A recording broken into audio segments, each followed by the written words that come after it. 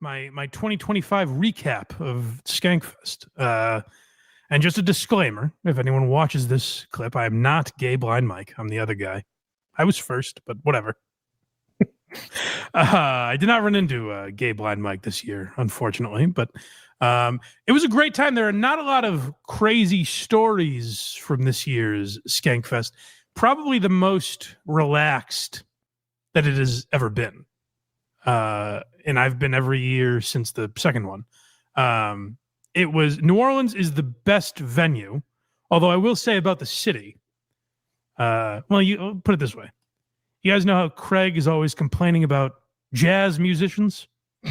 You know how much he hates jazz musicians in his neighborhood? Well, New Orleans is crawling with jazz musicians. More than you can shake a stick at. All right. So the city itself, we stuck to, I was glad it wasn't in New Orleans this year because I hate walking down Fremont Street at night. It's just a hellscape. And I was glad we escaped that. And then Thursday night, we found ourselves on Bourbon Street. And I was like, no, it's happening again. It's so fucking loud. But Thursday night, it's a cool... I tweeted this, and it's not that Ron Bennington is on my Mount Rushmore of comedians or anything. I just never seen his stand-up. And it's very cool to... Stuff like that at Skankfest that you wouldn't really get. Where else am I going to see Ron Bennington, you know? Mm-hmm. And, he's good. He's a genuinely good comic, and it's kind of just like the radio show. Oh, it feels like he's just talking to you, basically. Perfect. So that was very cool. And it's this is the vibe of Skankfest, where the skirt, we're walking in to the building that the shows are at Thursday night, and Bennington's just standing in the doorway. And the skirt goes, hey, is that Ron Bennington? And I go, Ronnie B. And he goes, hey. It's a very casual vibe, you know? You're just kind of intermingling with these people. So not a lot from Thursday night. Bobby Lee bailed, which is not unusual for Bobby Lee, I guess. But he was supposed to be on Story Wars with Nick Mullen, and Sam Talent replaced him, which I was kind of glad. Sam Talent is an MVP of Skankfest. They throw him on a lot of shows where there's scheduling issues or people don't show up or whatever. They throw Sam Talent on a lot of the ones that I've been at, and he crushes. He is genuinely great there. So I love when Sam Talent has been added to something because he's always been fantastic. Lost a lot of weight too, Sam Talent. What? Why did Bobby Lee bail? I guess it's just a thing he does. I don't know.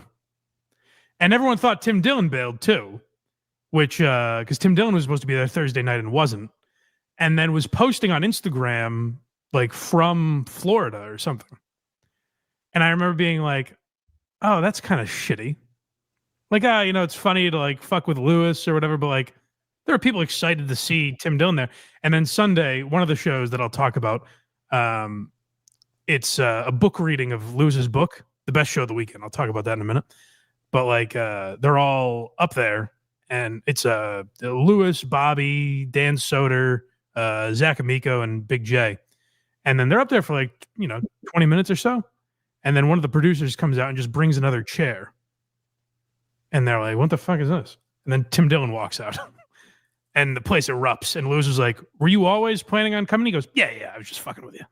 They're like, oh, that's cool. There's cool moments like that. I'm trying to think. So Bobby Lee didn't go at all? He just bailed. That's weird. I hate when people do that. That's what I was saying, where it's fun to fuck with Lewis, but he puts on a great event and people work hard at it and the fans are all excited and it's the best stand-up fans in existence at that thing. And it's to just bail last minute is kind of shitty, you know? Yeah. So I don't like when stuff like that happens, but the venue is very cool. Talked to Shane for a good amount of time. And I'm certainly nowhere near friends with Shane Gillis. But I am at this level, it's something. I am at the level where he'll see me and come over and chat with me, and people will be waiting to talk to him that he doesn't really want to talk to. So he'll spend a little extra time chatting with me. You're his grenade. Yeah, I'm sure he's not loving the conversation with me, but it's better than the next guy, you know? He can dip out in the middle of the conversation while you're talking. You don't know. He grabs a beer. He comes back. Exactly. Yeah, so we chatted for a while. I got to get ahead of this story with Shane. I want to get ahead of this because I know if the skirt ever leaves me, this is going to be a big part of the smear campaign that she tries to get people to believe this story. And I need folks to know it's not true. She does this to every year. She says, "Oh, it's so cute. When Shane hugs you, you rest your head on his shoulder." That's not true. He's a large man. He's much taller than me. He leans his shoulder into my head. I don't know if you can get up that high. That's right. That's exactly right. He's a big guy. What do you want from me? That's a blasphemous thing to spread around. She frames it like he's gently caressing me. And you're loving it. Yeah. That's not the case. And I just want to get ahead of that right now. I don't want nasty rumors to spread. And the skirt got a hug from Shane Gillis this time as well. She's upgraded in his mind. Where's her shoulder or his shoulder? Yeah. Someone, a friend that has gone with us in the past, texted us a group message, and they were like, "Hey, anything? Hey, what's happening at Skankfest this year?" And Alba replies, she goes, "Nothing too crazy. We talked to Shane Gillis for like a half hour last night." And I said, "I like that I've given her enough experiences that's not crazy." And now the guy on SNL that is just there for the crowd to go, "Woo!" And it wasn't crazy that we had a chat with him. He's just the biggest comic right now. I spoiler, you know? Yeah, that's very funny. Oh, that was the other thing is, I was very glad because there's always part of me, and she's the one that gets like excited for we gotta get tickets, all that shit. But there's part of me that's like, she's just doing this for me, you know? She's being nice. But when we showed up, she goes, "Oh, this venue is sick." Like she was excited. Really? The venue was like right on the water. It was in a weird part of town, but it was like right on the water. They had like fucking a Gravitron there and a Ferris wheel. It was the coolest venue that Skankfest has ever been at. Luz is already talking about doing it there again next year. Again, Craig, a lot of jazz being. I gotta make it out to one of these. You know what? Come with your trumpet holstered. There's going to be a good amount of jazz, but you know, it's a good time. I don't mind jazz. I'll have to with the gearheads out there. Saw some gearheads. A gentleman named Freddie came up to me and goes, "I'm the Craigophile." Great. And I took it as like when you have to go to your neighbors and announce yourself, you know? That's what anyone that likes me has to go around the room to explain. He said it kind of like sheepishly, like, you know, that's what I am. I'm sorry, you're not going to like it, but I'm a Craigophile. He went through the whole room. I'm a convicted Craigophile. The great Northwest Ken was there. Chatted with him for a bit. Very nice. He's very nice. There was a moment someone recognized me from KMS. And this is where the skirt overreaches my pull, my cachet. The guy's talking to me for a little while. He was at a bachelor party, which I was like, "Oh, that's kind of a cool. If you're into that, that's a cool bachelor party, you know." Mm-hmm. And he's talking to me for a while, and then he introduces himself to Alba, and she goes, "Hey, it's the skirt." And he goes, "What?" She said that. Yeah. I love that. I was like, "Yeah, let's not do that anymore, huh?" He goes, "What?" He's like confused. It's the skirt. Oh, that's fantastic. Speaking of her, she was the real star that I didn't even realize before I was telling these stories. We met Dan Soder, who we've seen before in past years, but she loves Dan. So like I like Soder. She loves Soder, which is kind of Soder in that group. Soder's like the heartthrob, you know. He's like the like girls are going up to him there more than a lot of the other comics. And So Soder's talking to us for a minute, and she goes, "Hey, you said you were going to have dates in Boston, and you don't." And he goes, "No, I do." She goes, "No." And I'm watching this like, what is she doing? Because I don't know his tour or anything. She goes, "You said you were going to announce Boston dates soon, and you haven't." And he goes, "No, I have. I'm pretty sure." And I go, "I'm sure he has." And she goes, "No, you haven't." And he goes, "Yeah, I have." And now I'm watching a guy who I've listened to podcasts where like I know how he argues, and I'm listening to a woman who I've heard be wrong but dig her heels in arguments. And I know how this is going to go. And I'm just going, hey, maybe he's coming to Boston, maybe he isn't. Girls are lined up and go, "Hey, Dan." And he goes, "1 second." And now he's getting like kind of agitated. He pulls his phone out. And he goes, "I'm telling you." And I go, "Hey, what's the big deal? You're coming to Boston, you're not? Who gives a shit? Let the man on his way." And now he's got his phone out showing her dates. And she goes, "I don't know. I didn't see him." She's negging him now. This episode should be called Dan Soder's Coming to Boston. And then I found this out last night. This was disturbing. She messaged him on Instagram and said, "Got the tickets." I was like, "You're losing your mind." Did he respond? She would never tell me. God only knows. If you got backstage passes, he responded. She left an impression. He's not going to forget her. I guess. Yeah, the best part was like girls coming up to him and him going, "1 second." That's hilarious. Putting his hand up like, "I got business here." The best show of the weekend, as I mentioned, was the book reading of Knives and Spoons, Louis J. Gomez's I guess autobiography, I think is what you would call it. I don't know if it's like self-help or exactly what it is. But it's about like his childhood and stuff. And the credit to Lewis. It's like I say with Colin Quinn about Tough Crowd all the time.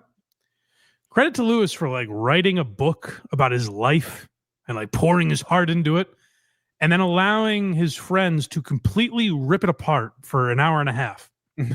Like literally, Tim Dillon said, "This is a terrible book. Don't buy it." They were crucifying it. I'm glad I saw Lewis tweet. They're putting it out tomorrow, Monday at 1:30. So they are releasing it. And I suggest you definitely check it out. It was Tim Dillon joins late. Bobby Kelly, who wrote the foreword and reads it, and they start goofing on him. Zach Amico, Dan Soder, and Big J. Okerson. And Dave Smith also. And Dan read a lot of it. Lewis is a fool if he doesn't have Dan read the audiobook. He should read it himself, though. Like, he probably should, but like Dan doing Lewis voice. Oh. And like, so Dan's reading it in Lewis voice and then would switch, like he references his mom and then he does his mom's voice, like without skipping a beat. Like it was so well done that I think they kind of have to have Dan as Lewis reading the book.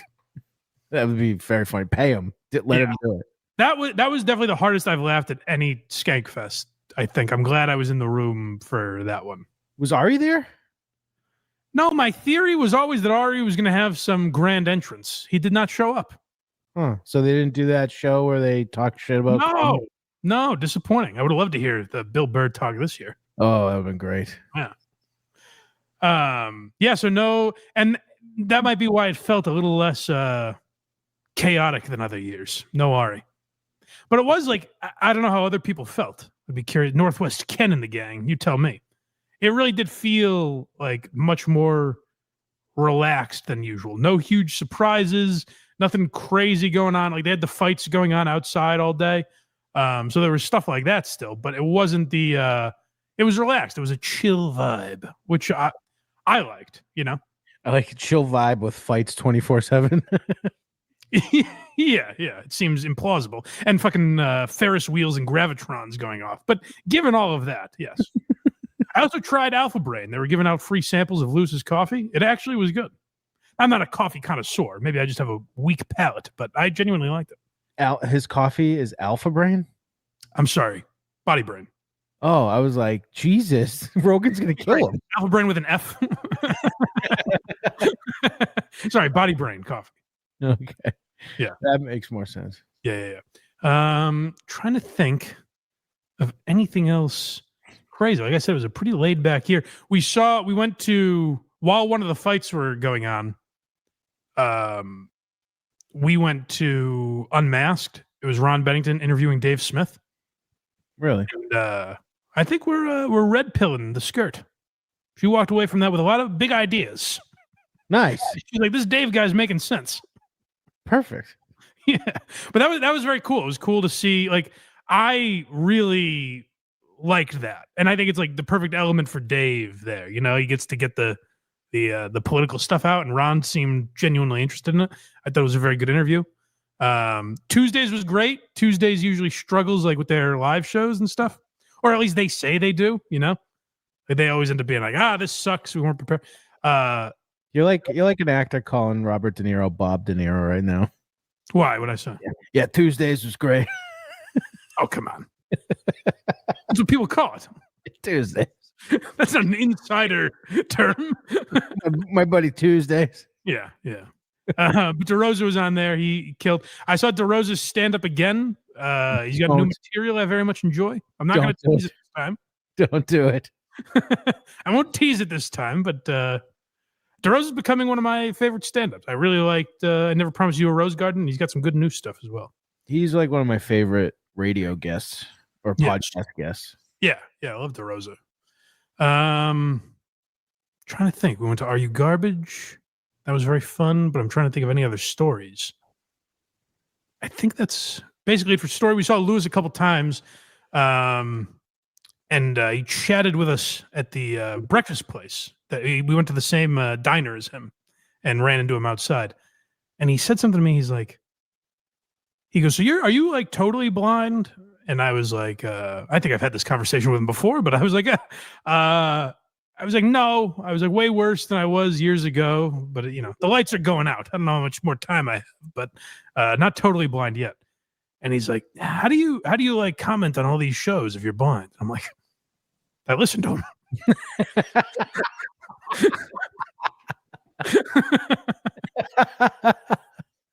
I didn't really understand the question.